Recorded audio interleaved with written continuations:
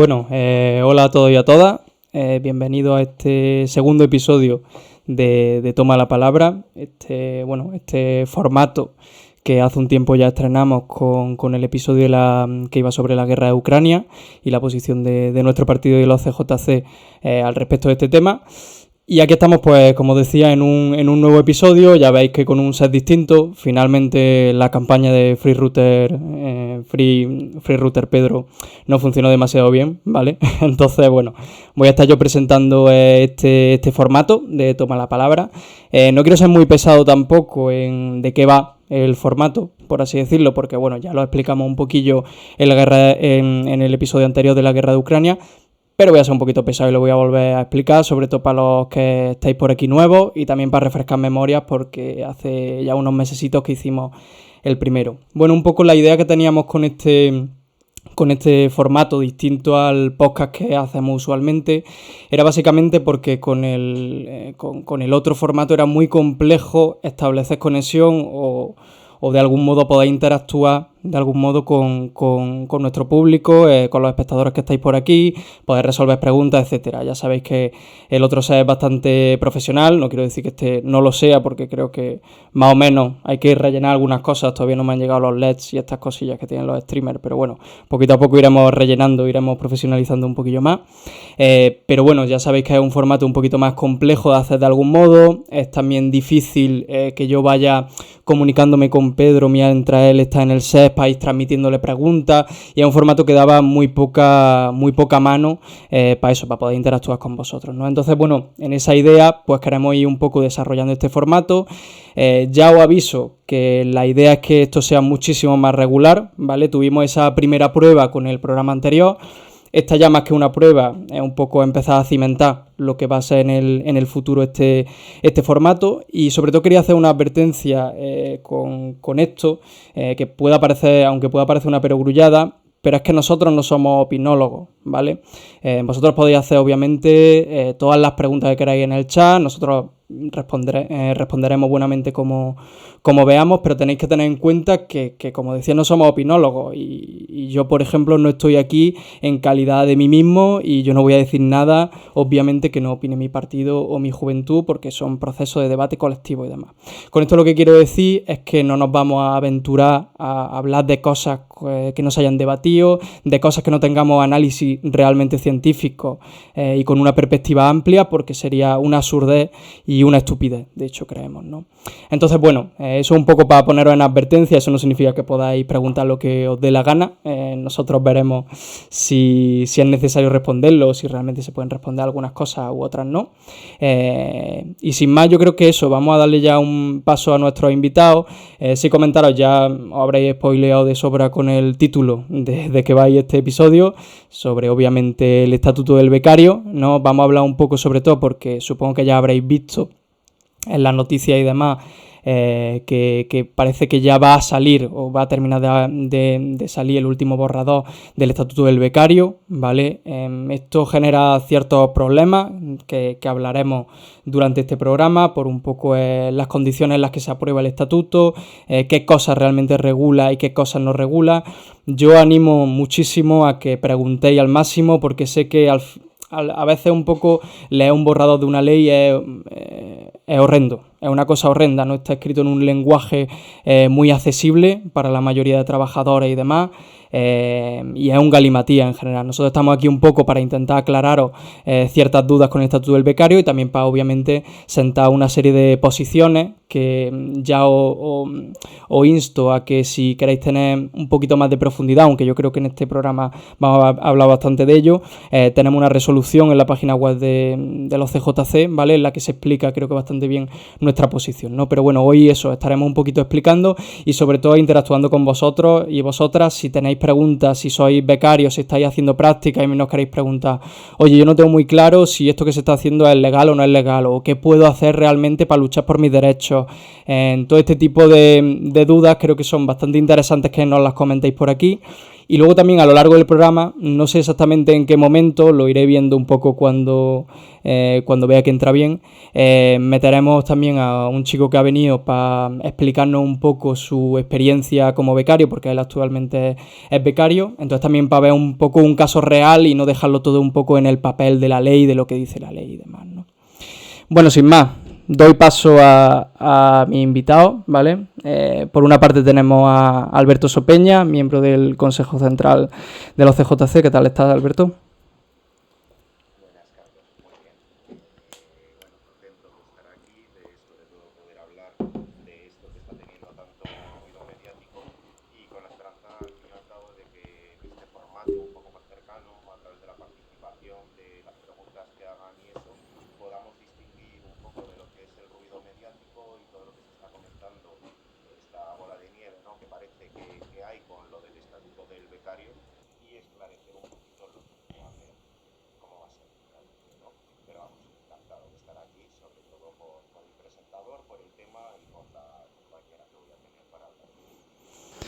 Estupendo, y en segundo lugar, y no por ello menos importante, obviamente, tenemos a Marina Lapuente, también miembro del Consejo Central de los CJC. ¿Qué tal estás, Marina?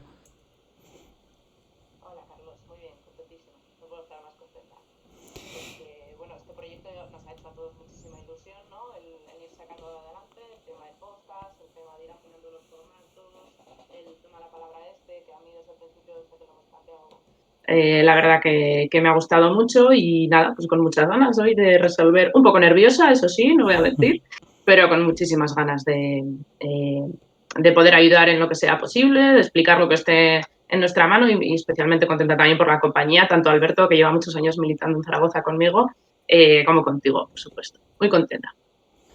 Bueno, creo que a Alberto no se le ha escuchado el saludo, ya lo siento, esto es un poquito complejo, más complejo de lo que parece, y se me ha escapado un poquillo, ¿vale? Pero ya está arreglado, según me decís por comentarios, así que bueno, nada, vamos a pasar, a ver un momentillo.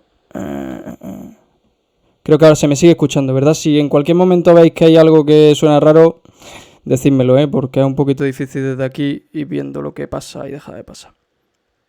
Vale, entiendo que sí. Vale, estupendo, pues nada, quería empezar directamente abriendo con esto, que le voy a preguntar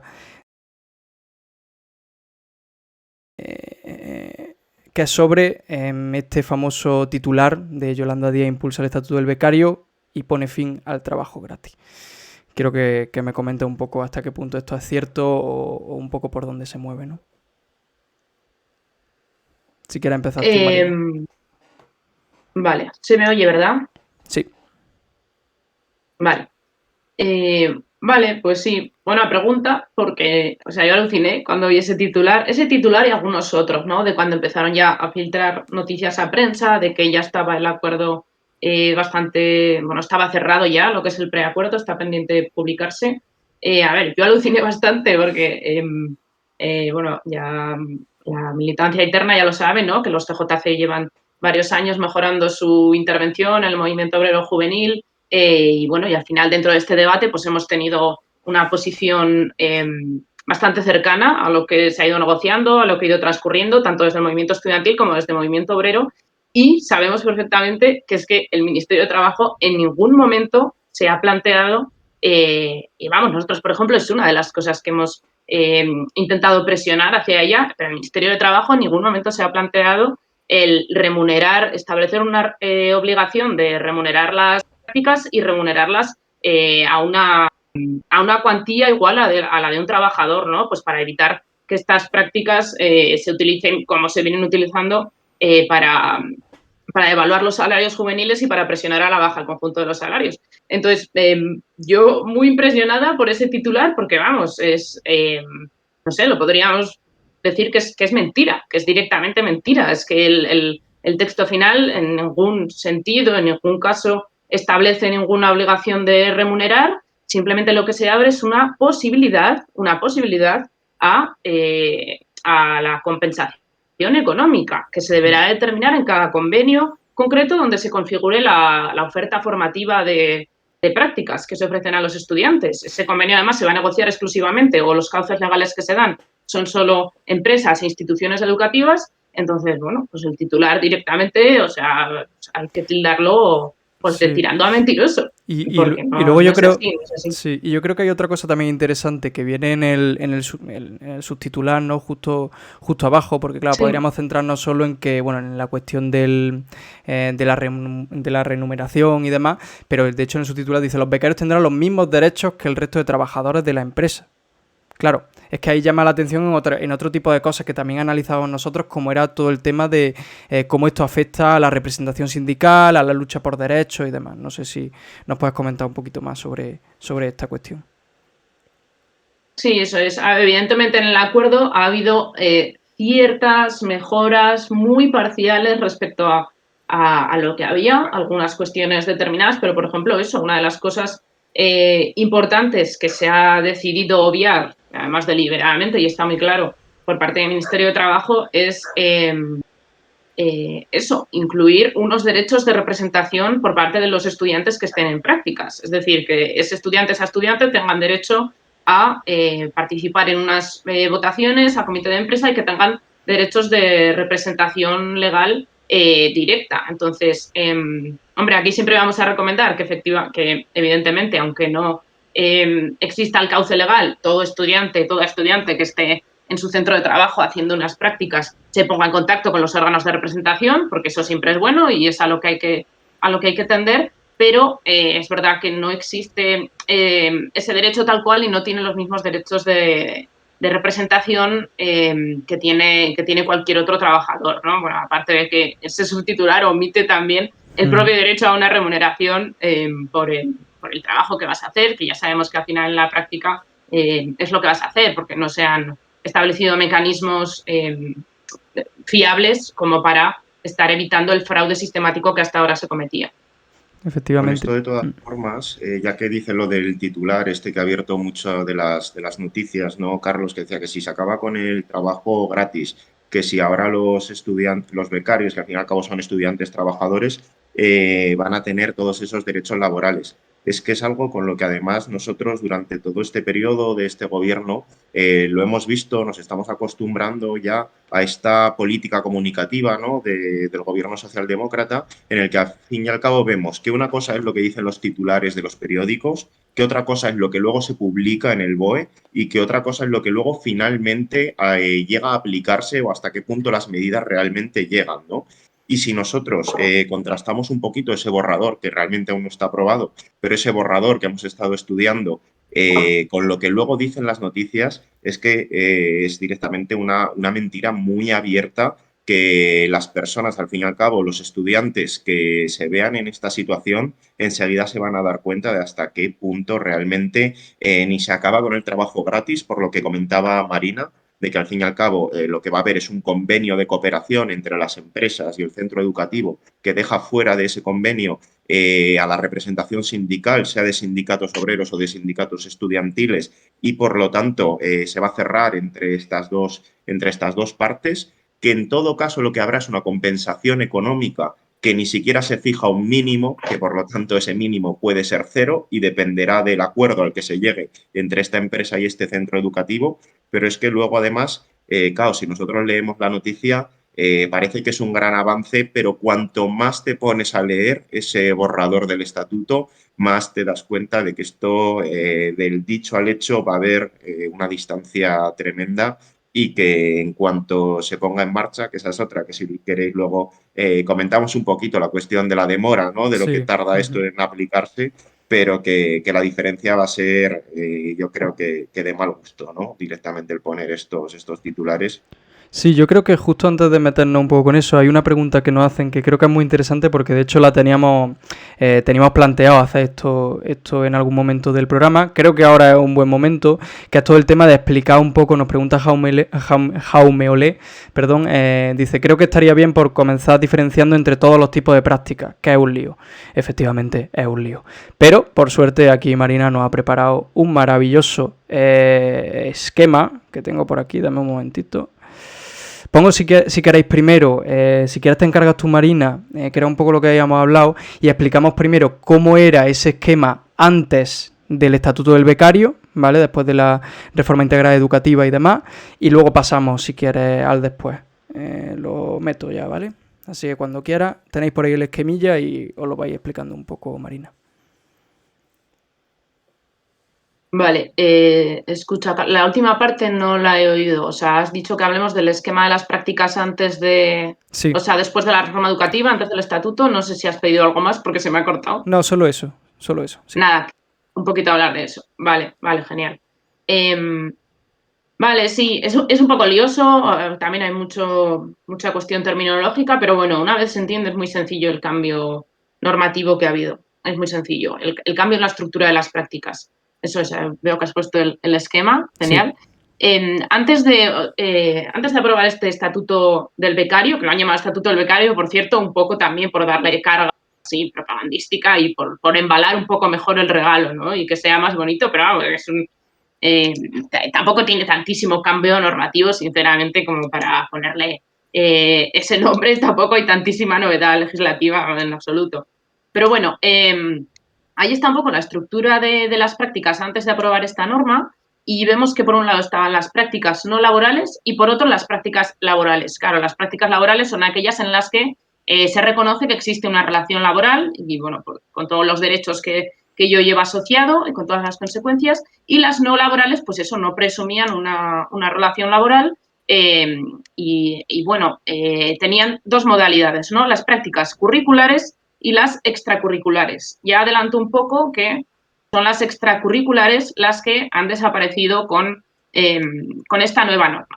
Que es verdad que en cierto sentido, bueno, pues supone una mejora, porque eran las prácticas que más descaradamente, más sistemáticamente se utilizaban en fraude, o sea, una cosa descarada. Esas son las que desaparecen. Pero, claro, dentro de este esquema tenemos también, están los cambios introducidos tras la reforma educativa que han implantado estos años, pues a través de la LOMLOE, a través de la LOSU, ¿no? A través de estas nuevas leyes educativas que han afectado tanto a universidad como a formación profesional.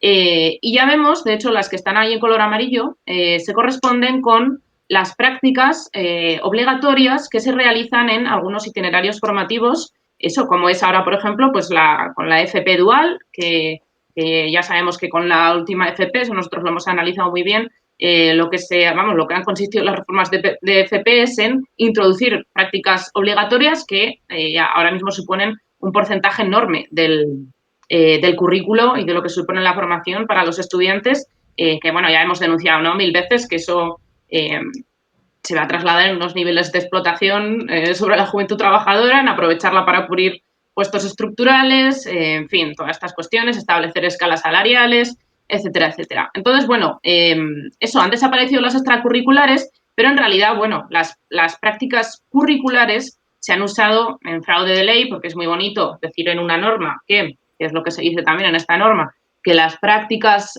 a partir de ahora, las prácticas curriculares tendrán un carácter exclusivamente formativo, o sea que en teoría hay que garantizar, ¿no? Y se supone que la norma garantiza que las prácticas a partir de ahora tendrán un contenido solo formativo y que no se puede considerar que el trabajador, bueno, el estudiante que haya, esté prestando las funciones de un trabajador. Pero bueno, lo que digo, eso sobre el papel es muy bonito, pero nunca han existido mecanismos suficientes para garantizar eso, ni se han aprobado algunos nuevos. Entonces, esas prácticas curriculares, está muy bonito que las llamemos prácticas curriculares, que las llamemos formación práctica, está genial, pero si no hay unos mecanismos para garantizar eso, y más, voy más allá, teniendo en cuenta la desfavorable correlación de fuerzas a nivel sindical, que la juventud obrera y estudiantil, bueno, estudiantil más, pero tiene unos niveles de organización que no permiten estar vigilando esto a pie de centro de trabajo en todos los lugares. Entonces, vamos a ver, sabemos que esto se va a utilizar en fraude de ley, ¿no? Entonces, bueno, eso, lo que digo, la norma sobre todo lo que hace es quitar las prácticas extracurriculares, pero bueno, eso es un poco también la concesión que hace el gobierno para poder tener un titular, ¿no?, que es un poco la política comunicativa esta que decía Alberto, que nos vienen acostumbrando. Claro, así tienen un poquito su titular, mientras lo que mantienen por otro lado, pues bueno, son una serie de prácticas que por mucho que estén insertas en itinerarios formativos, por mucho que se diga que a partir de ahora se va a intentar garantizar su carácter exclusivamente formativo, ahí van a estar y sinceramente van a servir para lo que van a servir. Las prácticas laborales que están al otro lado del esquema, las que están en verde, eso son las que presumen relación laboral y, bueno, desde la reforma laboral del gobierno de febrero, bueno, incluso antes, son las que se refieren a las que se hacen mediante un contrato de formación. La reforma laboral ha dejado como dos modalidades de este contrato de formación, pero vamos, muy similares a los contratos de formación y de prácticas que hemos venido escuchando también desde la última crisis, con la reforma del PP, que eran tan famosos. Por ejemplo, me hicieron uno, trabajaba jornada completa, cobraba 650 euros de mierda. Pero bueno, se mantienen, se mantienen. Es decir, se mantienen esas prácticas laborales. Claro, es lo que digo, que vale, han desaparecido esa parte central del esquema de las prácticas extracurriculares. Muy bien, porque se cometía muchísimo fraude, genial. Pero la mayoría de los chavales, de los jóvenes que querías utilizar con esa modalidad de prácticas, realmente sigues teniendo, las empresas siguen teniendo esa modalidad de las prácticas laborales. Es verdad que con ciertas, bueno, mejoras de la situación, porque, por ejemplo, bueno, vas a generar derecho a vacaciones, vas a disfrutar algunos derechos, pero vamos, claro, o sea, me estás diciendo que sí que es justo que los jóvenes ahora pues pasen a trabajar con estos contratos formativos que lo que permiten es pagar un porcentaje muy inferior de salario a lo que cobra alguien de la misma categoría profesional y por tanto estás manteniendo escalas salariales, por tanto los jóvenes van a cobrar muchísimo menos, las empresas los van a contratar por esta razón y vas a estar presionando a la baja el conjunto de salarios de la clase obrera. Entonces, bueno, la solución aquí, sinceramente, es mucha floritura y poquito contenido, ¿no? Porque, en fin, lo que he dicho, que es mucho dar titular y poquito de cambiar en lo sustantivo. Sí, porque por ejemplo eso, si entramos a cómo es ahora o cómo ha cambiado el esquema, que lo voy a poner por aquí cuando pueda. Ahí está. Comenta un poquillo en qué ha cambiado realmente. Lo ha ido comentando sobre la marcha y tal, pero bueno, creo que es interesante que con el esquema delante lo puedas terminar de decir. Vale, sí, lo he adelantado, pero esa es la cuestión. Se nos quedan solo las prácticas formativas, que ya no se llaman prácticas no laborales, por huir un poco incluso del propio, incluso de esa terminología, ahora se llama formación práctica. El estatuto, el redactado legal insiste mucho en ese concepto, en llamarlo así, en llamarlo formación práctica, para insistir en que la voluntad del acuerdo es que sea exclusivamente formativo. Por un lado existen estas y por otro lado, pues eso, siguen existiendo las modalidades de contratación de formación que sinceramente son una mierda.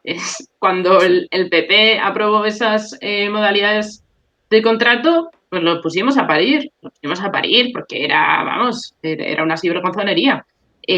La reforma laboral, insisto, ha mantenido, tienen ciertos cambios respecto a los que se preveían en la reforma laboral del PP. Evidentemente no son tan agresivos, no podría hacer eso tampoco el gobierno, pero vamos, se cobra un porcentaje muchísimo menor en salario, no sé si se puede reducir el salario hasta un 60-75% de la categoría, es decir, que el salario es bajísimo y esas modalidades se siguen manteniendo. Y al otro lado, pues eso, tenemos las formativas, que serían las que a partir de ahora se van a negociar entre una institución educativa y una empresa, se pondrán de acuerdo, harán ese convenio de cooperación que ha nombrado Alberto, y ahí pues se establecerá la oferta formativa, le ofrecemos tantas prácticas para cumplir con estas funciones.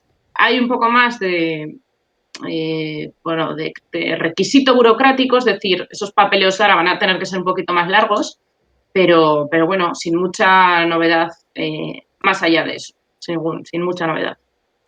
Sí, mira, me tengo aquí una pregunta que yo creo que es bastante interesante. Bearta Tac pregunta, ¿creéis que las prácticas en sí como un método formativo son interesantes? Creo que aquí a lo mejor Alberto puede comentar un poco porque yo creo que es una pregunta bastante inteligente, vaya.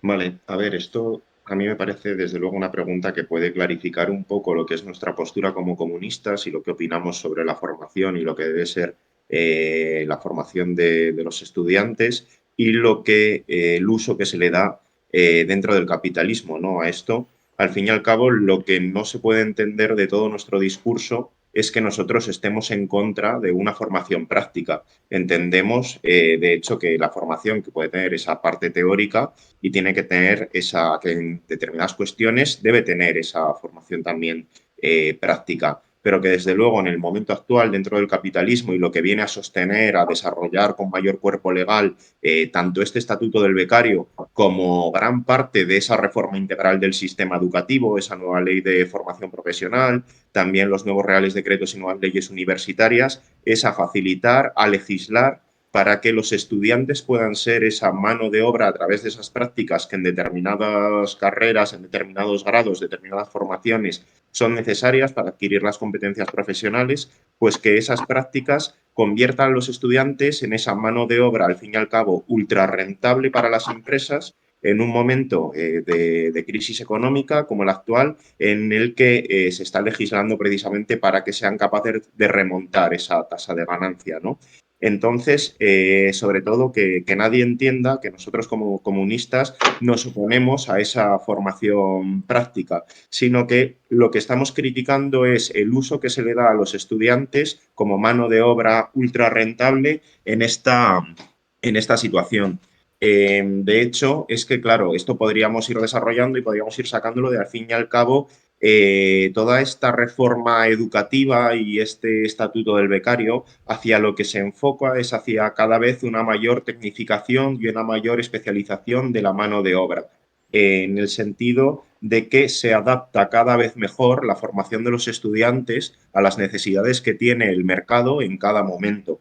Esto se aleja totalmente de un concepto de formación integral del estudiante, de que al fin y al cabo, y a día de hoy cada vez más por los avances científicos, técnicos, tecnológicos que existen, sería totalmente posible, ¿no? Que de verdad los estudiantes se formasen de una manera completa como personas. Sin embargo, cada vez se les forma más como la pieza de un engranaje, que cada vez esa pieza hay que moldearla de una forma u otra, incluso interesa que esa pieza sea lo más dúctil, lo más maleable posible, para que encaje perfectamente en las necesidades de cada momento. Y como decía al principio, sobre todo, es el concepto de cómo se utilizan las prácticas dentro de este sistema y con toda esta nueva legislación que viene a apoyarlo para precisamente que no es lo que se busca, dar esa formación al fin y al cabo al estudiante, ¿no? Sino el uso del estudiante como mano de obra ultra rentable.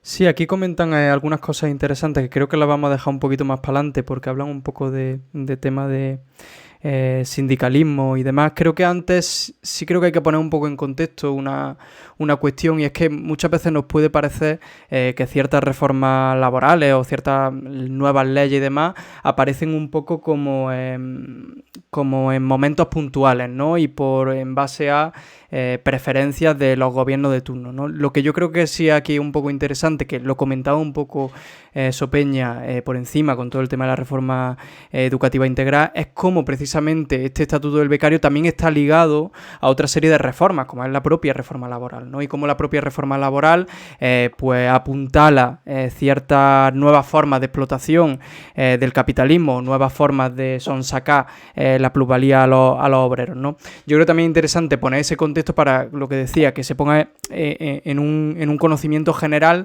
de que esto no es una ley puntual que realiza el gobierno socialdemócrata, sino que va ligada a toda esa modernización del capital para ser más rentable, ¿no? No sé si Marina, si quieres comentarnos un poco por encima. Obviamente ahora no nos vamos a poner a volver a analizar, que os invito, que el partido tiene análisis muy buenos sobre la cuestión y demás, y nosotros también tenemos en la página web algunas cuestiones sobre el tema de la flexibilización interna y la flexibilización externa, pero sí yo creo que podemos dar algunos apuntes sobre esta cuestión, sobre todo eso para que se entienda en un contexto dado el estatuto del becario. Vale, he de decir que se me ha cortado varias veces mientras hablabas, pero sí creo que has hablado de enmarcar todo esto dentro del plan de modernización del capitalismo español y un poco del marco también de la reforma laboral, la relación que tiene con otras reformas y tal. Si no es así, avísame. Es así. Lo has pillado perfecto, vale. Sí. Vale. Vale, sí, claro, muy buena pregunta, y aquí está un poco también la contextualización política más de fondo que podemos hacer de esta reforma, porque es verdad que es una cuestión bueno, que puede afectar a una parte relativamente pequeña del mercado laboral, pero, o sea, es una parte más y es una pata más de una reforma bastante profunda de todo del modelo productivo, evidentemente sin alterar el modelo de producción capitalista, pero es una parte de una reforma muy de fondo que se ha emprendido en el capitalismo español, dirigida por este gobierno, ¿no? Y, bueno, y dirigida, vamos, y señalados los rumbos y las coordenadas principales por la Unión Europea, ¿no? Que es el polo capitalista también en el que se enmarca nuestro país. Entonces, sí, es interesante dar unas pinceladas sobre esto. Es verdad lo que dices de que tenemos, sinceramente, lo digo quizá con un poquito de falta de humildad, pero el partido y la juventud tenemos resoluciones muy interesantes al respecto que llevan detrás un análisis bastante profundo, utilizando las herramientas de análisis científico del marxismo. Entonces, bueno, hago un poquito de propaganda y también lo dejo ahí un poco para quien quiera informarse un poquito mejor, pues ahí lo tiene, sobre la reforma laboral y sobre la reforma educativa. Pero sí, por dar unas pinceladillas, la reforma laboral, además la reforma laboral, pues bueno, ha habido mucho debate, ¿no? Con que por qué os quejáis los comunistas si hay ciertas mejoras, ¿no? Porque como que se va poquito a poco, que no tiremos para atrás los avances. Bueno, la cuestión también con la reforma laboral y con otras cuestiones, también con esta un poco, es que por cada pequeña mejora que se ha aprobado dentro de estas medidas, para un poco también tener el titular, que es lo que decía antes, se han introducido una serie de modificaciones de fondo que quizá habría que centrar más ahí en el análisis, ¿no? Porque lo que se ha emprendido es lo que decimos, es una modificación de fondo, una actualización de fondo del capitalismo español, haciendo caso, evidentemente, a las necesidades coyunturales del capital en España en un contexto de crisis. Entonces, ¿en qué sentido han ido esas reformas? La reforma laboral, por un lado, bueno, por mucho que, por ejemplo, ha desaparecido el contrato de hora y servicio, ¿no? Que se usaba también en fraude de ley, igual que las prácticas extracurriculares, que muy bien, les dio el titular, en aquel momento, pues les dio el titular, no se hablaba de otra cosa. Ya hemos visto con el tiempo que no se ha movido un ápice la temporalidad, si se ha movido ha sido en términos estadísticos. Pero bueno, ¿qué pretendía esta reforma en realidad? Pues más allá de esos titulares. Hombre, pues lo que ha conseguido es el capitalismo ahora mismo, y sobre todo en el polo occidental, tiende a una flexibilización de la producción.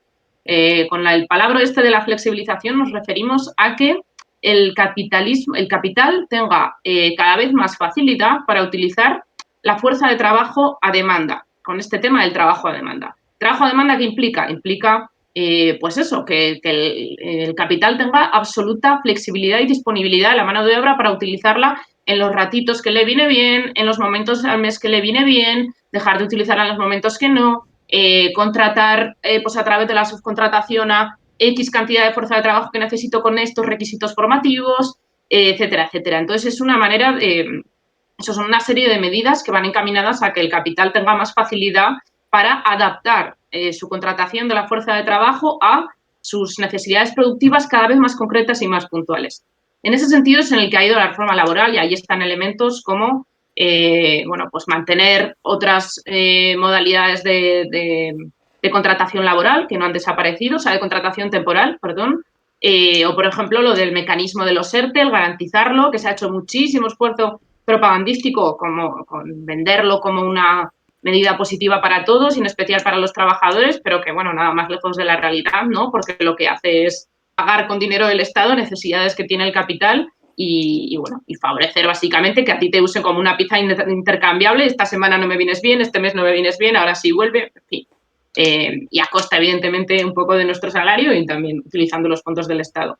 Entonces, son ejemplos de flexibilidad que son a los que esta flexibilidad a la que ha atendido tanto la reforma laboral como también la reforma educativa. La reforma educativa, además, lo que hace es facilitar que las empresas tengan un acceso más directo a la formación directa de los estudiantes, ¿no? Y en ese sentido se ha facilitado, por ejemplo, la influencia de las empresas en las decisiones de instituciones educativas. Se está aprobando también, me parece, una ley de ciencia y tecnología que facilita la influencia de las empresas en los planes de investigación. una serie de medidas así, ¿no? Entonces, el estatuto del becario es una parte importante de ello, porque lo que termina de consolidar es que una parte importante de la formación de los estudiantes sea en el centro de trabajo y esté directamente dirigida por la empresa en base a las necesidades productivas que tiene. Así que habría que enmarcarlo, yo creo, sobre todo en ese contexto. Entonces, bueno, con la crítica que hemos articulado es un poco de fondo, ¿no? De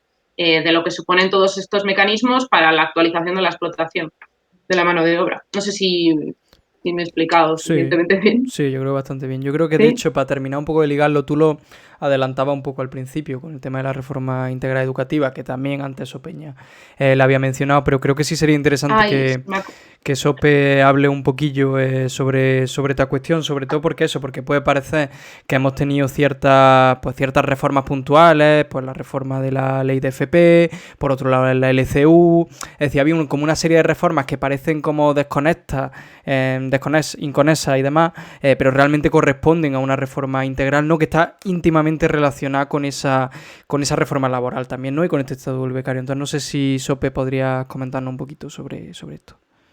Claro, con eso lo hablábamos antes, un poco de manera informal y medio de broma, Marina y yo, ¿no? Como que a día de hoy, al fin y al cabo, lo que se está es dando una actualización del capitalismo en España. Vamos a modernizar la explotación de la mano de obra aquí y que principalmente esto tiene dos patas. Una de ellas es la reforma laboral, otra de ellas es la reforma integral del sistema educativo y ahora le ha crecido una tercera patita que es el estatuto del becario, ¿no? Pero que principalmente se apoya en todo esto, porque en un momento de crisis económica como el actual se hace especialmente necesario, al fin y al cabo, aumentar lo que nosotros decimos, que es tratar de remontar esa tasa de ganancia, para lo cual uno de los medios de intentar hacerlo es aumentar la explotación sobre la mano de obra. Entonces, ha comentado ya Marina un poquito esa pata laboral, ¿no? Con la reforma laboral, pero es que tenemos lo de la reforma integral del sistema educativo, que decimos integral porque se ha tocado las enseñanzas medias con la LOMLOE, es decir,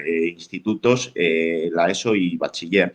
Hay una nueva ley de formación profesional y hay varios reales decretos y nuevas leyes en universidades. Si nos ponemos a analizar, más allá podríamos hablar mucho, podemos hablar de la LCU, de la Ley de Convivencia Universitaria, que bajo la excusa de acabar con un reglamento franquista, a día de hoy resulta que por hacer una concentración en la universidad te van a poder experimentar y expulsar. Entonces, como una vez más vemos aquí la política comunicativa del gobierno, ¿no? Que parece que va a ser para una cosa, pero luego acaba siendo desde luego un arma de doble filo. Pero bueno, esto como que me voy por otros sitios. La cuestión, lo que ahora más nos interesa, que es en la adaptación, ¿no? A las necesidades del mercado de esa mano de obra. Y es que si atendemos al contenido de la reforma en el ámbito universitario, más allá de estas cuestiones, con una línea más represiva, o lo que ha podido comentar Marina de esa mayor implicación y capacidad de decisión de las empresas en la formación de los estudiantes, lo que tenemos también es que se aumenta la parte práctica en empresas, en la formación profesional y que se introduce de una forma muy descarada dentro de la universidad, ¿no? En concreto, la nueva ley de formación profesional, que si atendemos un poco a los datos de la AFP, vemos que en la última década el número de alumnos ha crecido un 60% y que esto al fin y al cabo no es casual, que a veces escuchamos que a los hijos de los obreros nos expulsan de la educación. Realmente esto no es del todo cierto. A los hijos de los obreros se conduce hacia una formación que es la necesaria en ese momento, ¿no? Sí que es verdad que en la universidad se dificulta el acceso, pero sin embargo vemos como la formación profesional crece exponencialmente. ¿Qué es lo que hace esta nueva ley de formación profesional? Divide la formación profesional en dos. En la formación profesional básica, no sé si se me está escuchando, Carlos. Yo creo que sí, ¿eh? Creo que Marino no Vale, te está escuchando, pero no nos han dicho nada, así que decís por el chat, ¿eh? Si por lo que sea no se escucha a alguien, comentarlo, pero yo creo que se vale, está vale. escuchando, No, vaya. si no, tú me cortas o me lo comentas. Sí, sí. Pero os estaba Sí, se diciendo el tema de escucha, la sí se escucha, me dice. profesional. Vale, genial. Que se divide en esa formación profesional básica o general, que ahora va a hacer hasta un 35% de las horas en empresa, De hecho, estas prácticas van a ser de esas prácticas no laborales, que ahora no se llaman así, ahora se llama formación práctica, cuando Marina explicaba un poquito lo que son los dos tipos. Entonces, estas van a ser ese tipo de prácticas, que es hasta un 35% de las horas que se hará en la formación profesional general en empresas, que en todo caso tú no recibes una remuneración, sino una compensación, si en ese pacto, en ese convenio de cooperación que cierran bilateralmente centro educativo y empresa, tienen a bien considerar que el estudiante debe recibir algún tipo de compensación, pero es que además nos encontramos con la formación profesional dual avanzada, en la que hasta el 50% de las horas de la formación van a ser prácticas en empresa. Entonces, yo creo que simplemente con estos datos, en este caso, eso sí, sí que vas a percibir una remuneración en esto. Marina ha explicado antes muy bien, yo creo, al fin y al cabo, que esta remuneración lo que provoca es esa escala salarial, ¿no? Que al fin y al cabo vas a tener a un estudiante, a un trabajador de empresa de trabajo temporal y al trabajador contratado por la empresa haciendo el mismo trabajo con unas condiciones laborales y al fin y al cabo también de remuneración económica totalmente diferentes y además también dependiendo de un ente distinto. Pero bueno, como que con esto yo creo que queda muy claro cómo la ley de formación profesional se enfoca en teoría dignificar la formación profesional, o esos eran los titulares con los que salían en las noticias. Realmente la ley de formación profesional, en plena consonancia con la reforma universitaria, con el estatuto del becario y con las necesidades actuales del capitalismo español, lo que viene es a legislar para ofrecer una importante cantidad de mano de obra en formato de estudiante, que no deja de ser un estudiante trabajador para estas empresas. Entonces, bueno, el Real Decreto de Ordenación de Enseñanzas Universitarias le mete un poquito también mano a esto. En este caso, creo que sería de ese tipo de prácticas no laborales de formación práctica. Estos tampoco tendrían necesariamente una compensación económica, que es el término que utiliza. Pero vamos, básicamente es que si no analizamos las leyes de una forma atomizada, como cada una por separado, sino que somos capaces de verlas todas en su conjunto y de relacionarlas entre sí, vemos como tanto la reforma laboral, que era una de esas principales patas de actualización del capitalismo español, como la reforma integral del sistema educativo, como ahora el estatuto del becario, van todas en la misma dirección. Sí, ya habéis visto que he tenido algunos problemas con el overlay, pero parece que ya está más o menos solucionado. Marina, ¿tú sigues escuchando? No, sigues sin escucharnos. Sí, he vuelto de ¿Has repente, vuelto? sí. Joder, qué bien. Vale, Sí. vale. Bueno, la he liado, pero más o menos lo he solucionado. Espero que no hayáis visto ningún mensaje extraño. No creo que lo haya. Nada, un poco por seguir en esta línea y dar un poquito de cambio para dar un poquito de dinamismo y tal. Teníamos por aquí por Discord a un compañero que es becario, ¿vale? Que está haciendo práctica y demás. Y que nos iba a comentar un poco su situación actualmente, ¿vale? Entonces, si queréis, si quieres, Pablo, te puedes desmutear, a ver si se te oye primero. ¿Qué tal? ¿Me escucháis? Decid por el Te chat, escucho. porfa, si se le escucha. Yo a vosotros os escucho bien. Da un momentillo que la gente responda. Vamos, decidme, porque necesito feedback. Entiendo que sí. Sí, vale, me vale con un sí. Nada, Pablo actualmente, como os decía, está haciendo un becariado, está haciendo unas prácticas en una empresa, que sé que no quiere decir el nombre, obviamente. Pero bueno, Pablo, si quieres cuéntanos un poquito tu experiencia en esta empresa, cuánto tiempo llevas en esta situación y demás, ¿no? Y si quieres hacernos cualquier pregunta, pues aquí estamos para eso. Claro, bueno, por poner en contexto un poco, yo soy becario en una empresa de ingeniería, una empresa grande, pues para que os hagáis una idea, de más de 2.000 trabajadores, una empresa muy grande. Entonces yo comencé unas prácticas, comencé como becario desde el pasado mes de abril, mientras terminaba mis estudios de máster. Entonces, estas prácticas terminaron a finales de agosto y ¿qué pasó? Que lejos de hacerme un contrato o bueno, o simplemente salir de la empresa al acabar las prácticas, decidieron hacerme un curso a través de otra universidad para poder continuarme las prácticas curriculares como alumno de otra universidad, porque yo ya acababa los estudios en la mía, en la que empecé las prácticas, ¿no? ¿Cuál es la situación de los becarios en mi empresa? Y que es la misma que la mía. No sé cómo funcionará en otras empresas. En mi caso, los proyectos de ingeniería que desarrollamos funcionan por horas, es decir, a cada proyecto se le conceden desde la empresa X horas. Pues no sé, si es un proyecto de una ingeniería básica o una ingeniería de detalle, pues se le conceden, por ejemplo, 2.500 horas, ¿no? Entonces los trabajadores van cargando horas a ese proyecto hasta que se completan esas 2.500 horas. Por poner un ejemplo, ¿qué pasa con los becarios? Que no cargamos horas. Es decir, nosotros participamos en esos proyectos, en muchos casos, como es el mío, no solo participamos, sino que tenemos un papel fundamental, estructural, por decirlo de alguna manera, en ese proyecto, es decir, desarrollamos trabajo indispensable para el desarrollo de ese proyecto, pero no cargamos horas al cómputo global, por tanto, son horas que no están registradas en ningún lado, por decirlo de alguna manera. Ese proyecto no suma en horas.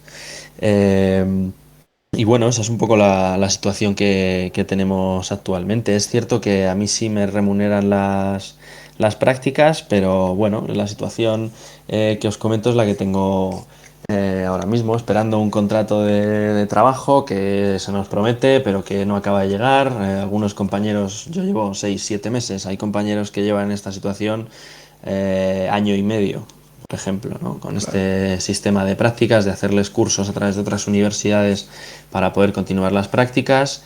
Y bueno, pues ese es un poco el resumen de mi experiencia hasta ahora. Eso es lo que os puedo contar a grandes rasgos. Sí, porque de hecho hay una pregunta por aquí que comentaban antes, que me la he saltado a posta para meterla aquí, que comentaba Cheta99. Si a partir de ahora las prácticas serán exclusivamente formativas, ¿cómo se garantiza que luego sea así? Y si no se cumple, ¿qué podemos hacer? ¿No? Porque un poco en el ejemplo que nos ponía Pablo en su empresa y tal, es que claro, al final entiendo, Pablo, que tú prácticamente estás haciendo el mismo trabajo que hace pues un trabajador que no es un becario, ¿no? Entiendo. Por O supuesto, por eso, supuesto. De hecho, llega el punto en el que estoy encargado de partes de claro, ciertos proyectos, de coordinar parte de ciertos proyectos. Yo coordino claro. trabajo con otros trabajadores que sí están en plantilla, siendo yo un becario, por poner un ejemplo en concreto, vaya. Sí, de hecho, yo, en plan, por hablar de algunas cosillas que hablábamos antes fuera de cámara y demás, nos comentabas también, por ejemplo, que en tu proyecto o en tu parte de la empresa, porque es una empresa muy grande, como comentaba, había muchos becarios, ¿no? Es decir, por recordarme un poco, cuántos trabajadores había y cuántos becarios en total, más o menos. Claro, claro, efectivamente. Eso es lo que hablábamos un poco antes de empezar detrás de cámaras.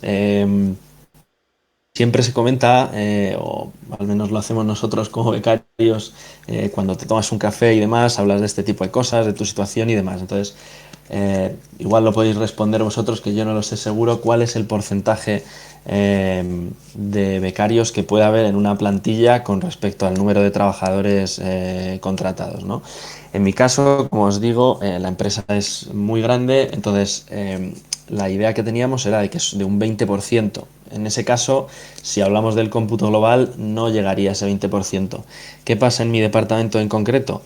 Que somos unos 17, 18 trabajadores en plantilla y desde el último mes que ha entrado una nueva jornada de becarios, por decirlo de alguna manera, somos unos 14 becarios. Es decir, Claro. 18 trabajadores en plantilla frente a 14 becarios, prácticamente 50% de becarios, ¿no? Yo entiendo que aquí lo que se hace es computar estos becarios sobre el número total de trabajadores de la empresa y no sobre un departamento para no llegar a cierto límite, ¿no? Pero ya os digo, en el caso concreto de mi departamento es que es prácticamente pues 55-45, vaya.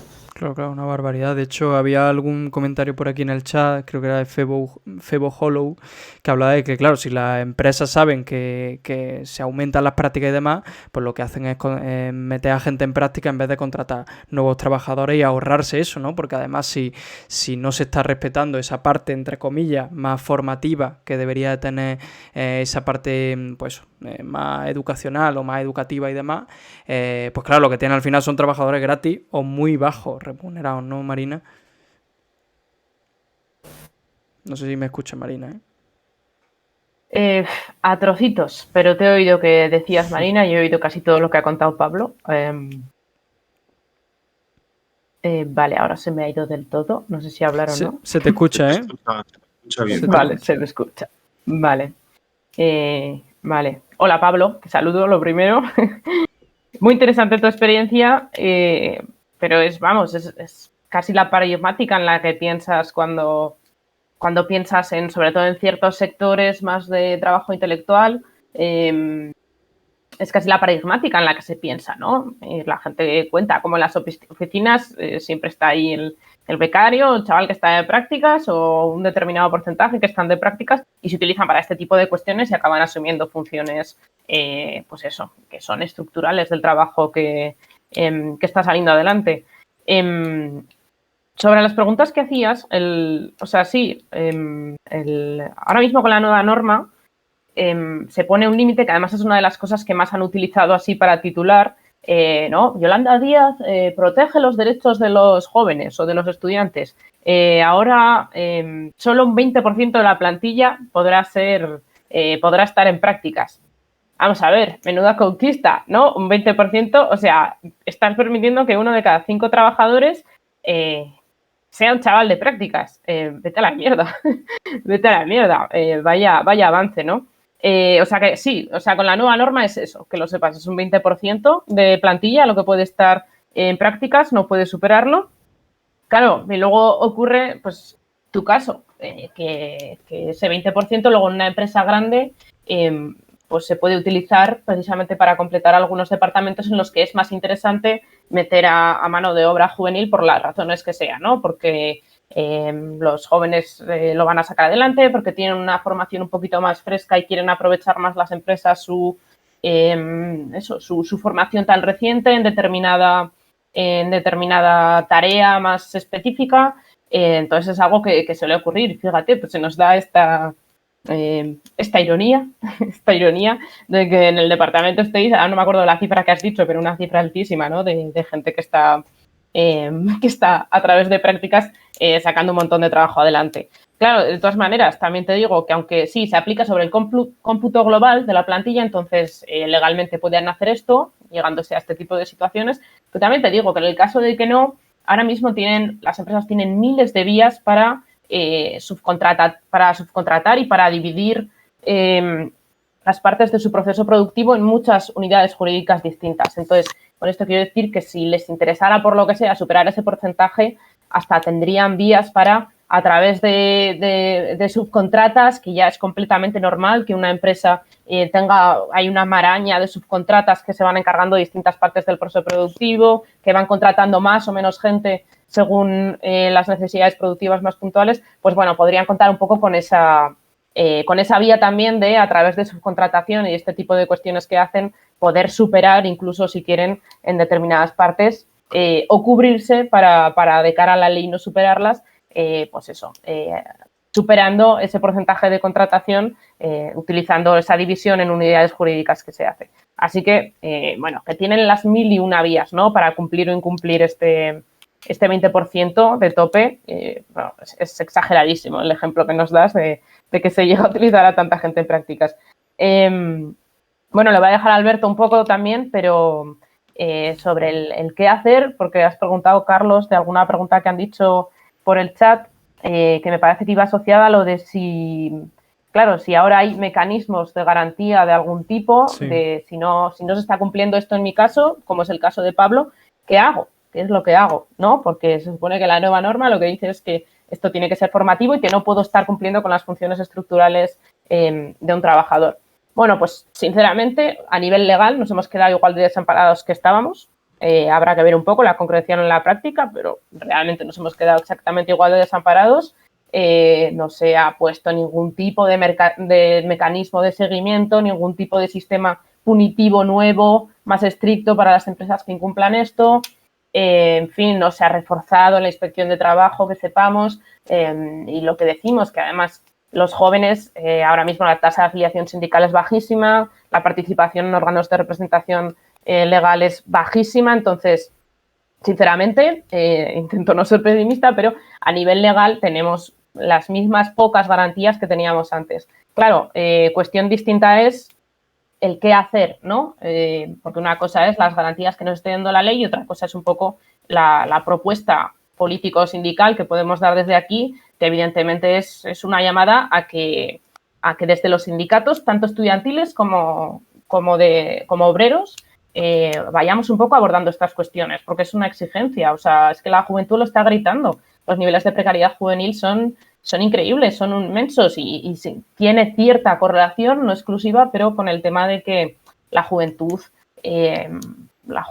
trabajadora es la que menos nivel de organización político-sindical tiene. Entonces, lo que nos surge, aunque, claro, evidentemente no vaya a ser tan bonito como confiar en que el gobierno, saque una reforma de la nada y nos arregle la vida. Pues evidentemente la vida no es así, en el capitalismo las cosas no funcionan así, la salida es un poco más costosa, pero pasa por eso, pasa por la organización clasista y es algo que también yo creo que tenemos que aprovechar un poquito para llamar a los jóvenes. Les ofrecemos nuestro contacto, nosotros estaremos encantados de ayudar a proponer propuestas organizativas a todo el que tenga problema con esto. Y bueno, y es un poco también porque no quería quedarme sin decir, porque es la respuesta al qué hacer, pues es esa. No tenemos una fórmula inmediata, pero sí la inminente necesidad de empezar a organizarnos a mayor escala de lo que lo estamos haciendo. Sí, porque de hecho hay, si quieres darle tu sope y luego meto alguna de las preguntas que están comentando, ¿vale? Vale, Carlos. Era nada, básicamente con lo que decían, es que al final lo he acabado destripando y desarrollando todo bastante Marina, pero es que si tenemos en cuenta que el papel todo lo aguanta, ¿no? Y aquí pues se han esforzado muchísimo por dejar claro el carácter formativo de esas prácticas no laborales, ¿no? De esa formación práctica, pero realmente a día de hoy ya se está dando, y el ejemplo de Pablo es clarísimo, un fraude generalizado en este sector y de ninguna vía se ha reforzado ningún mecanismo de control para evitar que se dé este fraude. Esto choca totalmente con los titulares, pero es que además se ha hecho muchísima gala, ¿no? De que al fin y al cabo esto lo que va a hacer va a ser mejorar la inserción laboral, que esto lo que es un escudo contra la precariedad juvenil, pero es que esto es la condena realmente de la juventud, porque lo que estamos haciendo es que a través de esa mano de obra, que ya ha dicho Marina, que es hasta un 20%, que es 1 de cada 5 trabajadores, y luego más allá los mecanismos que tenga la empresa para poder ser, vamos a decir, más o menos legal con eso, y lo mismo con la cuestión del que sea exclusivamente formativas, ¿no? Las prácticas, pero al fin y al cabo es que nos lo están vendiendo todo el rato como si fuese ese escudo contra la precariedad juvenil, pero lo que estamos haciendo es que por ese papel que adoptan los estudiantes como mano de obra, ya no solo es que a día de hoy se esté presionando a la baja las condiciones laborales del resto de trabajadores por las ventajas obvias que suponen estos estudiantes, que puede ser hasta 1 de cada 5 en las empresas, sino que a la vez va a dificultar el encontrar, ya no digo esas condiciones laborales, que obviamente ya comentábamos que se presionan a la baja, sino para estos estudiantes que son a día de hoy estudiantes en prácticas, que el día de mañana, estudiantes en práctica, estudiantes trabajadores, que el día de mañana van a entrar como trabajadores con todas las letras al mercado laboral, se van a encontrar con que hasta un 20% de los puestos en las empresas están ocupados por estudiantes. Entonces, a mí sí que me parece que es una mentira más, ¿no? Que no es un escudo contra la precariedad juvenil, sino que son unas migajas para hoy y mucha hambre para mañana. Sí, nada, yo antes de continuar con las preguntas y nos metemos ya un poco más de lleno en esta cuestión del sindicalismo y demás, agradecerte, Pablo, obviamente, que nos hayas expuesto un poco tu caso. Espero que más o menos haya sido de ayuda o algo clarificador. Y nada, y para cualquier cosa, pues cualquiera de los espectadores y tú, Pablo, pues estamos en contacto, ¿vale? Así que nada, gracias. Ajá, un placer. Gracias a vosotros por el espacio. Chao, Pablo. Bueno, algunas de las cosas que están comentando que yo creo que son muy interesantes, y aquí ya nos metemos un poco en toda la cuestión de los sindicatos, porque yo creo que ya lo habíamos hablado antes, ¿no? Esto ya lo teníamos un poco planificado, pero hablar por una parte del papel que han tenido los sindicatos obreros en todo este estatuto, y también el papel, curiosamente bastante distinto, que han tenido los sindicatos estudiantiles, ¿no? Antes de eso, sí quería entrar en una preguntilla, ¿no? que comenta Marprit96, dice que, bueno, que si un becario en prácticas no laborales no está considerado legalmente como un trabajador, por tanto la empresa no está obligada a facilitar copias del contrato y demás, ¿qué mecanismos de lucha sindical tenemos los becarios? Es decir, ¿cómo nos organizamos? ¿Dónde nos organizamos? Que yo creo que puede parecer una perogrullada, pero creo que es interesante, ¿no? ¿Quién queráis responder? Vale. Si quieres tú, Sope. Vale, lo comento un poquito. Es que con esto, claro, tenemos por un lado que al no ser trabajadores como tal, digamos que las herramientas clásicas del movimiento sindical, las recogidas legalmente, la representación legal de los trabajadores, igual no tiene esas herramientas legales recogidas por escrito que pueda servir, ¿no? Pero al fin y al cabo, para hacer lo que es esa lucha, no necesariamente tenemos que recurrir a ello. Al fin y al cabo, si tenemos a compañeros o compañeras que están en esa situación en una empresa en la que están de prácticas, que entiendo que la pregunta va un poco en la línea de que el típico que tiene una práctica no laboral y acaba ocupando el sitio de un trabajador, Sí, acaba básicamente, teniendo sí. esa parte laboral, pero que claro, al no haber firmado un contrato o al estar así, está un poco desamparado.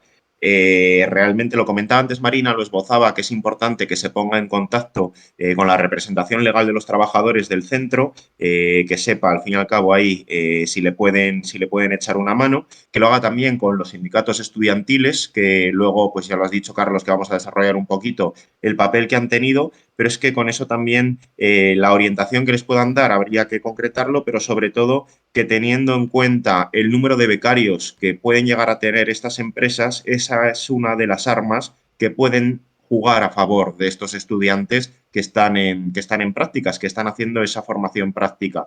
Y desde luego nosotros lo que les tenemos que animar precisamente es a que cuando se comparta esa situación, aquellos colectivamente hagan piña, traten de ver qué cuestiones no se están respetando y qué cuestiones ellos pueden reclamar, y que en vez de ir de una forma individual cada uno a ver cómo salgo, o incluso el trago porque yo lo que quiero es conseguir el título cuanto antes y a mí que me dejen en paz, porque lo que quiero es acabar trabajando porque lo necesito, porque tal, porque cual, a buscar esa organización entre los becarios de forma que puedan ya bien presionar a la empresa, bien ellos acordar una serie de acciones que efectivamente pues, pueda mejorar su situación más inmediata, ¿no? En lo que son las prácticas.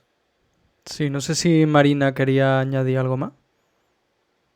No, poquito que decir. Bueno, lo único por dar un matiz legal, por si le interesa a la persona que nos lo ha preguntado, que estuvo en el debate, en las negociaciones, de si, o sea, yo sé que esto los sindicatos, en algunos se planteaba tal, que las personas que estuvieran de prácticas tuvieran al menos acceso, aunque no se les reconociera la relación laboral, acceso a los mismos derechos de representación legal que tienen los trabajadores del centro de trabajo. Esto yo sé que estuvo un poco ahí en el aire en las negociaciones y tal, y finalmente esto no se incluye, pero sí que se incluye un artículo para que lo sepa de manera pormenorizada la persona que lo ha preguntado.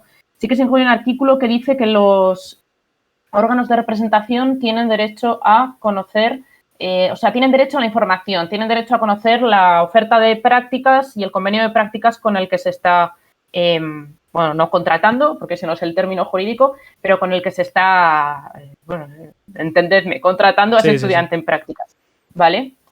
nada, que lo sepa, pero lo que ha dicho Alberto, que una cuestión es este tema legal, pero que no nos tenemos que quedar en la pregunta, sobre todo, bueno, más individualista, a la que estamos tendiendo, a la que se recurre últimamente, así por desgracia, en los sindicatos de ¿qué hago? ¿Cómo me soluciono esto? ¿Qué hago yo contra la empresa? Es que no es esa la cuestión.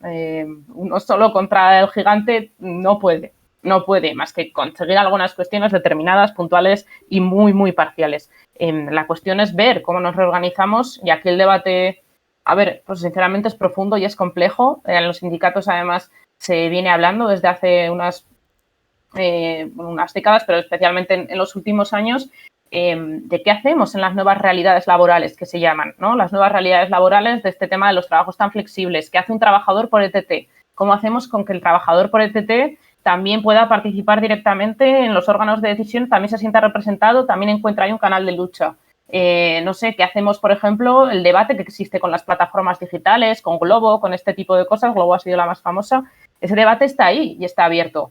No podemos coger y rechazar el trabajo sindical, la lucha sindical colectiva y clasista, porque no está tan claro el cauce legal.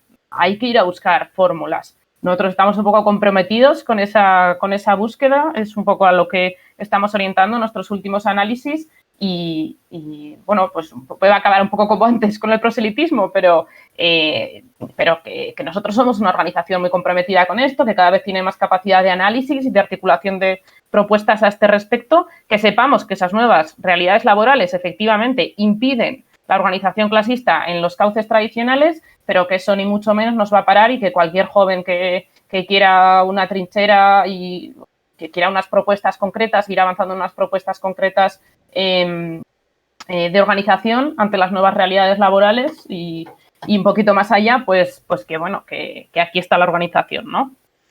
Sí, luego de hecho yo creo que lo introduciremos, lo hablaremos un poco de forma más extendida, tampoco demasiado porque llevamos ya bastante tiempecito, pero bueno, que también obviamente todo esto, estamos hablando mucho de lucha sindical, etcétera, pero sí hay detrás toda una... algo más allá, ¿no? Hemos hablado mucho de cómo estas reformas entran dentro del marco del capitalismo, de los intereses de los propios capitalistas, por renovar o por aumentar la explotación a los trabajadores, y eso obviamente tiene que ver con que o transformamos el mundo de forma compleja o nos quedamos en la misma, ¿no? Pero bueno, eso un poco por avanzarlo de algún modo, pero yo creo que justo antes de terminar con eso más concreto sobre la lucha política y demás, creo que sí tendremos que hablar un poquito de toda la cuestión de los sindicatos, del papel de los sindicatos en toda la cuestión del estatuto del becario.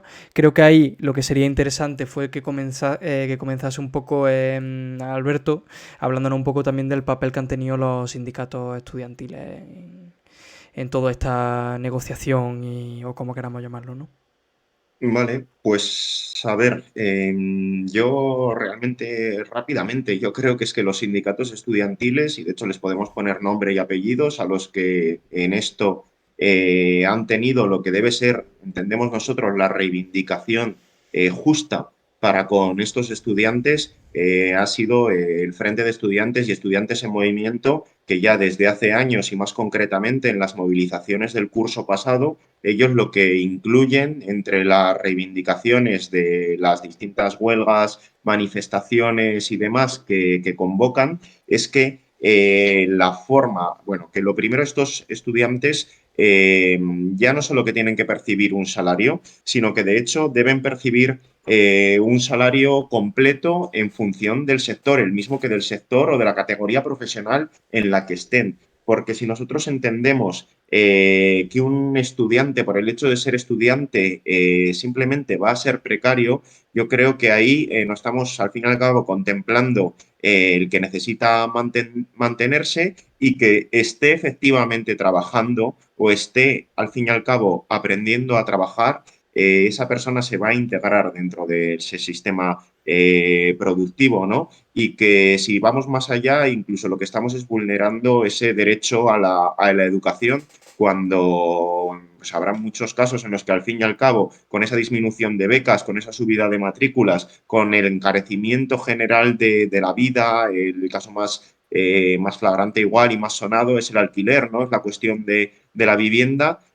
asumimos al fin y al cabo que ese estudiante debe tener, simplemente por el hecho de ser estudiante, bien por estar trabajando, por estar aprendiendo a trabajar, unas condiciones mucho menores. La forma de garantizar que de eso lo tomaron por bandera los sindicatos estudiantiles, que esto no se utiliza o que el estudiantado no se utiliza como mano de obra para sustituir a un trabajador, es precisamente el que esos estudiantes perciban el salario del sector en el que ellos van a trabajar.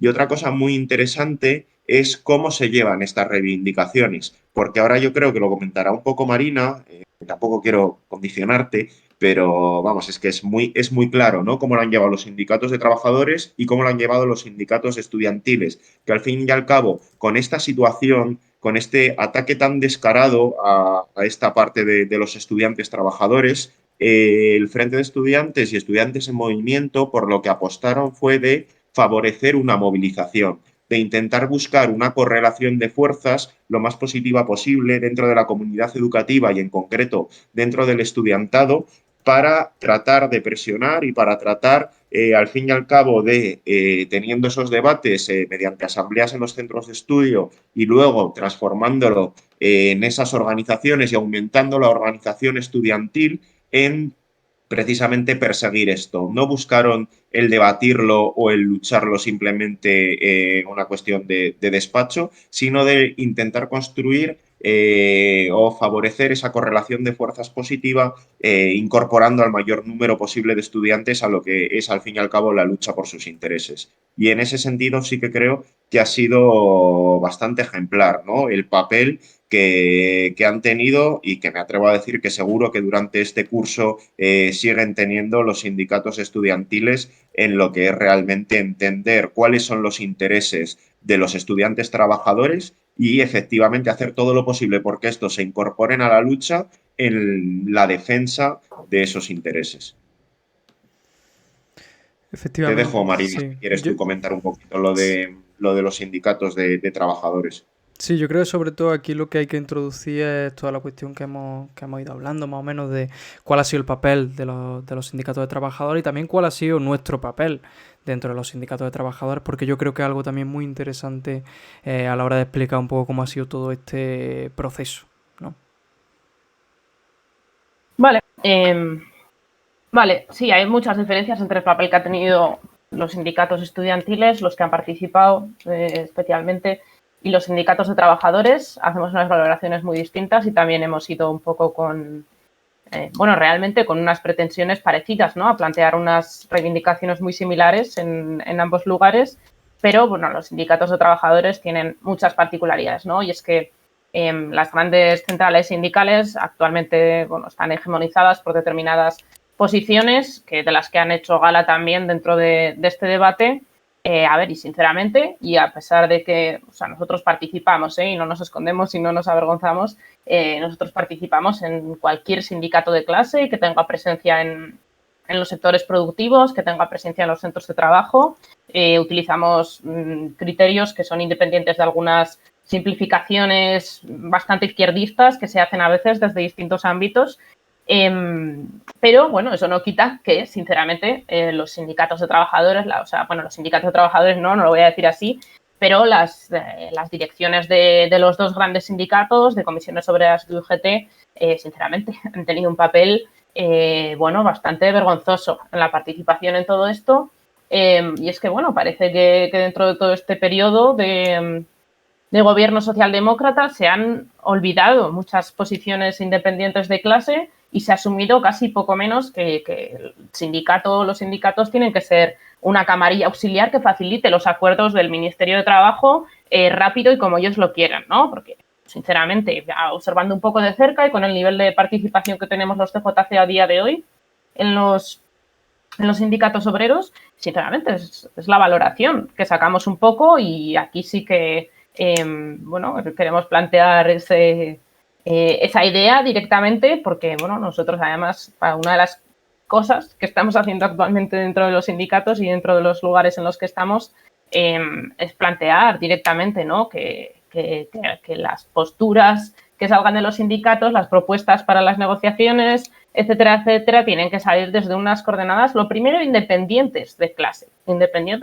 Esto quiere decir que no tiene que determinar primeramente el Ministerio de Trabajo, con lo que eso supone, con lo que un gobierno que se está dedicando a actualizar las necesidades, a modernizar básicamente la explotación y las necesidades del capitalismo español, no tiene que ser él, evidentemente, el que marque la hoja de ruta.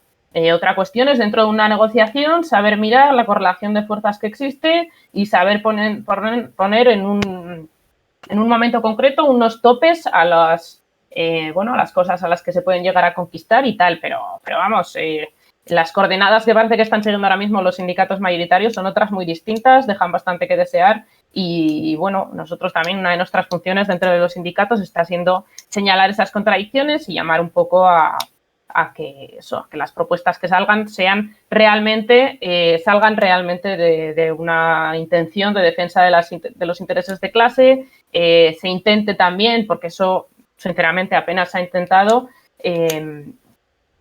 no se ha intentado acompañar el proceso de una movilización, de una presión por parte de los estudiantes y de los trabajadores por unas reivindicaciones que efectivamente hubieran servido para contrarrestar un poco el uso que hacen las empresas de las prácticas. Y ahí una cuestión clave es la que ha dicho Alberto, que es la que sí que han apoyado estos dos sindicatos estudiantiles, que es la de equiparar la remuneración entre lo que cobra un trabajador de una categoría profesional y la que cobrara el estudiante en prácticas, porque realmente no nos engañemos, o sea, es lo único que hubiera servido para evitar que las empresas utilicen las prácticas para lo que las utilizan, que es para devaluar los salarios juveniles y para atender el resto de salarios a la baja. Para eso se utilizan las prácticas y lo que hemos dicho ya varias veces en la conversación, que no nos engañemos, que esto va a seguir ocurriendo. Nosotros hemos intentado, entre otras cosas, entre otras cuestiones, como por ejemplo facilitar que los estudiantes en prácticas tengan más derechos de representación sindical, tengan más facilidades para introducirse en las dinámicas de lucha sindical de su centro de trabajo. Entre otras cosas, hemos insistido mucho en esta cuestión de la remuneración, porque lo que digo sería la única garantía, aparte de que, evidentemente, para nosotros como comunistas es la que más nos sirve un poco para visibilizar y para denunciar el papel que tienen las prácticas en el sistema productivo capitalista, que no es ni mucho menos el de completar una formación integral al servicio de los trabajadores, sino que muy al contrario es asegurar que las empresas tienen una influencia directa desde el primer momento de la formación del estudiante, en que aprendes a hacer esta tarea concretita, que es la que yo ahora mismo en la cadena de producción de valor es la que necesito para este lugar, ¿no? Entonces, un poco esa ha sido nuestra postura y un poco esa es la valoración que creemos que hay que hacer, que tampoco nos queremos ir sin señalarla, ¿no? Esa valoración de los sindicatos y de cómo creemos nosotros que habría que ir tendiendo a cambiar las cosas. Sí, está claro que nuestra posición con esto es fundamentalmente crítica con la aprobación del estatuto y eso no entra en ningún tipo de contradicción, que creo que Marina lo ha explicado muy bien, con el trabajo que nosotros desarrollamos dentro de los propios sindicatos de trabajadores, ¿no? Algunos de los comentarios del chat apuntaban un poco a la cuestión de una pregunta que ya había salido antes, ¿no? De ¿dónde nos organizamos? ¿Nos organizamos en los sindicatos de estudiantes? ¿Nos organizamos en los sindicatos de trabajadores? ¿En qué lado? Yo creo que hay un problema ahí de concepción un poco más profunda, por decirlo de algún modo, y es ver a los sindicatos estudiantiles y a los sindicatos obreros como sindicatos, como partes estancas, por decirlo de algún modo. Es decir, nosotros fundamentalmente hacia lo que apuntamos es que los sindicatos de trabajadores tienen que estar organizados, sobre todo en la cuestión de lo educativo, sobre todo no, en la cuestión de lo educativo, con los sindicatos estudiantiles. Es decir, que tiene que haber una conversación directa y formas de generar otro tipo de estructura o de plataforma, o bueno, se irá viendo con el paso de los años cómo se pueden llegar a ciertas conversaciones, por decirlo de algún modo, para realmente luchar por una serie de derechos, ¿no? Creo que entender a los sindicatos de estudiantes y a los sindicatos obreros con sus diferencias, que las tienen muy grandes además, en tanto a concepción del sujeto revolucionario, etcétera, etcétera, pero creo que no es necesario que nos metamos en esta cuestión. Creo que entenderlos como apartados estancos es caer en un error realmente. No sé si a lo mejor Alberto quiere añadir algo sobre esta cuestión.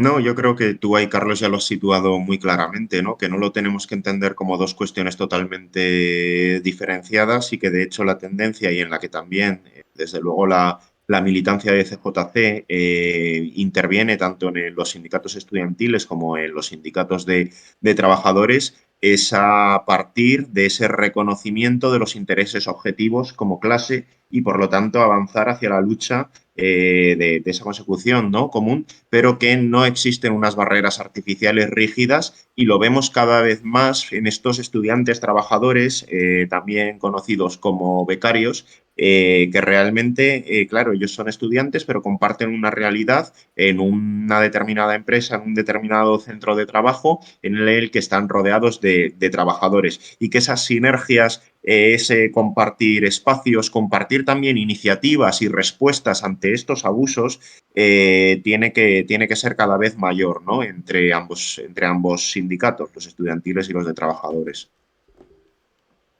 Sí, no sé si tú, Marina, sobre esto quieres comentar algo también.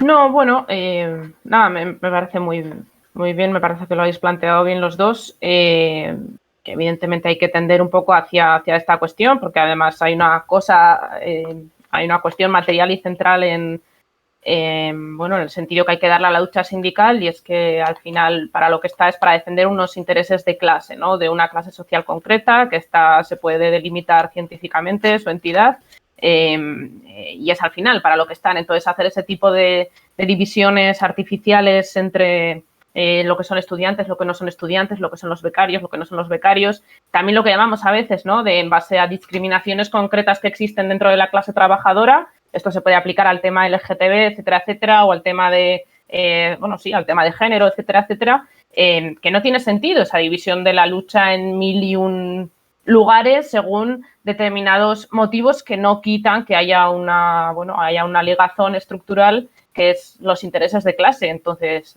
todo lo que sea fortalecer los lazos entre sindicatos estudiantiles, sindicatos de trabajadores, y bueno, ahí también yo entiendo que como organización política tendremos un poco el papel de profundizar en los análisis políticos y en los fenómenos de fondo, en las causas más profundas que hay, dando sentido tanto a unos fenómenos como a otros, ¿no? Porque al final es solo a través del análisis integral del conjunto de la sociedad como logramos entender determinadas manifestaciones de desigualdad, de violencia y de todas las manifestaciones que tiene la explotación a día de hoy. Entonces, nada, pues sí, subrayar que evidentemente hay que tender un poco a esa unidad, porque se sustenta también en una cuestión material, que es en la que también, de la que parte el partido para hacer sus análisis, el Partido Comunista, ya con su papel en una estrategia revolucionaria. Nada, eso. Sí, exacto. Y bueno, obviamente elevar esa lucha, ¿no? Y marcar muy claro cómo, tampoco quiero que entremos a esto porque creo que ya es más complejo, el partido lo tiene más que analizar en muchos sitios, pero cómo, pasar de una lucha de resistencia a una lucha de ofensiva, ¿no? Y todo este tipo de cuestiones que yo creo que son muy interesantes, y sobre todo también para terminar de dejarlo claro, sobre todo a los que nos habéis preguntado y demás, no es que estemos intentando evadir la pregunta de ¿dónde me sindico? ¿Me sindico en un sindicato de trabajadores o en un sindicato de estudiantes? Es que las herramientas varían conforme a la propia situación concreta del caso concreto, ¿no? Entonces, claro, pues obviamente no es lo mismo que te puedas organizar en una empresa dada en la que tienes 2 trabajadores, que a lo mejor es mucho más complejo organizarte, y a lo mejor la herramienta óptima para la consecución de derechos, para el avance en derechos, etcétera, etcétera, en ese caso a lo mejor no es el sindicato de trabajadores, en plan el sindicato obrero, a lo mejor es el estudiantil, porque tiene una serie de estructuras que facilitan mucho más el contacto con otras empresas del mismo sector, del mismo polígono, no lo sé, hay millones de casos. La cuestión con esto es que no hay una respuesta clara o una respuesta como un manual de instrucciones de me tengo que sindicar en este sindicato en este momento concreto. No, parte muchísimo de las condiciones de cada momento, y por consiguiente pues es algo mucho más complejo de lo que parece, ¿no? Pero bueno, que como decía Marina, lo apuntaba antes, en cualquier momento, si tenéis cualquier duda sobre cualquier cuestión relacionada con esto, podéis escribirnos a través de nuestras redes sociales. Os pondremos en contacto obviamente con camaradas de los territorios más cercanos o de vuestro territorio y demás, y ahí podemos entrar en una conversación un poco más concreta, a lo mejor, ¿no? Bueno, no sé si... Yo creo que vamos bastante bien de tiempo. Hemos echado 1 horita y media de streaming. No sé, yo quería dejaros, sobre todo a vosotros dos, una pequeña conclusión antes de acabar este programa. Así que si queréis, darle tú, Marina, luego Sopeña, y terminamos de despedir este programa. Vale, bueno, yo no me he preparado absolutamente nada que decir como conclusión, pero bueno, sí, por hacer un poco balance general y esperando no repetirme mucho, como valoración del acuerdo, pues evidentemente es un acuerdo no solo insuficiente, sino que es engañoso, es tendencioso, se intentan hacer ciertas concesiones con el fin exclusivo de tener un titular que luego a nivel de cambio sustantivo en las condiciones de trabajo de la juventud, pues no afecta en absolutamente nada. Bueno, y esto sí me gustaría ligarlo un poco por llevar la conclusión por algún lado con el papel que está teniendo la socialdemocracia en todo este periodo y en el proyecto de actualización del capitalismo español dentro de una crisis capitalista en la cual se hacen mucho más visibles las contradicciones entre los intereses de clase. Y es que, bueno, pues básicamente vemos como todo su programa de medidas, si lo analizamos, de manera integral, si nos esforzamos en analizarlo más allá de la noticia, de la prensa, pues lo que estamos viendo es que, bueno, pues hay mucha floritura, como he dicho antes, hay muy poquito de mejora y que lo que se está haciendo es intentar dar salida, intentar difuminar un poco las contradicciones de clase y legitimar un proyecto más, como serían otros, de gestión del capitalismo, ¿no? Entonces, nada, cerrándolo simplemente con que hay que dar un paso más allá, ¿no? A la juventud, que es la juventud trabajadora y de extracción obrera y popular, que es bueno, que es tomar partido en una organización de tipo clasista, de tipo revolucionaria, porque los niveles de precariedad juvenil que se están alcanzando son increíbles y el capitalismo además es, bueno, va a tender, ¿no?, a fortalecer todas estas tendencias. Ya vemos que la socialdemocracia ahora mismo está en un momento histórico en el que apenas puede cumplir con la función de mitigar un poquito las contradicciones de clase, entonces que bueno, es una necesidad y a la vez cada vez más urgente que nos planteemos una propuesta política superadora de los reformismos y tomar partido en un proyecto revolucionario como el que pretenden ser hoy en día los CJC. Así que nada, esa invitación a que la juventud se nos sume y a que sigamos ganando en capacidad de influencia y de dirección. Pues muchas gracias, Marina, y le doy un poco la palabra a Sopeña. Vale, bueno, un cierre igual rápido, ¿no? Pero realmente después de los palos que hemos estado dando, de la crítica que hemos articulado ahora en torno al Estatuto del Becario y al papel que cumple, me parece que está desarrollado. Obviamente podríamos hablar de más cosas, pero animar sobre todo a leer la resolución que tenemos al respecto, que con eso es muy clarificadora, igual con cuestiones más concretas que a nosotros se nos han podido escapar un poco aquí por el tono también distendido del programa y eso, pero más allá, yo simplemente lo que creo que cabe ahora es hacer una llamada y una reflexión, en el sentido de que a mí me parece que es cada vez más obvio que a pesar de todo el desarrollo científico, todo el desarrollo técnico y tecnológico, las condiciones de vida son cada vez peores. Y las condiciones de vida van a continuar, siendo un poco el tono fatalista, en esa línea, siempre y cuando, al fin y al cabo, sigamos confiando en ciertas promesas que constantemente se demuestran falsas. Quiero decir, si atendemos a los titulares de los periódicos, si atendimos a los programas de determinados partidos políticos, parece que en el momento en el que se pongan a gobernar, nuestra realidad va a cambiar y va a cambiar a mejor. Pero la única fuerza capaz de transformar esa realidad, de transformarla al menos favorablemente para la clase trabajadora, son los propios trabajadores y en este caso también los propios estudiantes. Y por lo tanto, tenemos ejemplos positivos, como hemos dicho antes, del trabajo que han hecho los sindicatos estudiantiles en torno al Estatuto del Becario. Tenemos ejemplos, desde luego, no tan positivos como es el de los sindicatos o los principales sindicatos de trabajadores, pero que precisamente para transformar esa correlación de fuerzas, para hacerla positiva hacia nuestra clase, no cabe el pesimismo ni el derrotismo, sino el asumir que la situación es esta, pero que la única fuerza capaz de transformarla somos nosotros mismos y que por eso ya no solo es la llamada a tomar parte en la juventud comunista y a transformar el mundo, sino también es una llamada a utilizar las herramientas que no dejan de ser los sindicatos para también, antes de llegar al fin y al cabo a conquistar esa sociedad en la que realmente no nos formemos para ser la parte de un engranaje, sino que podamos tener una formación completa como personas, que hasta ese punto vayamos utilizando los sindicatos para ir haciendo conquistas parciales, para ir mejorando al fin y al cabo día a día nuestra vida, pero que estas mejoras no nos hagan olvidar ese mundo mejor que podría ser, sino que al fin y al cabo nos animen a seguir y a incorporar a cada vez más personas a esta lucha. Y por lo demás, nada, Carlos, decirte que yo personalmente he estado muy a gusto aquí y que espero al fin y al cabo que las personas que nos escuchen, que les haya servido para clarificar un poquito más todo lo que es esto del estatuto del becario, el papel que juega y sobre todo animar a tomar contacto con la organización, ya que cualquier necesidad que tengan, que para eso están los cauces y que quedamos a su disposición. Estupendo, pues nada, un placer teneros aquí, Alberto y Marina. Espero que tengamos muchas más oportunidades de coincidir en programas. En persona ya coincidimos demasiado, pero espero teneros en algún programa más.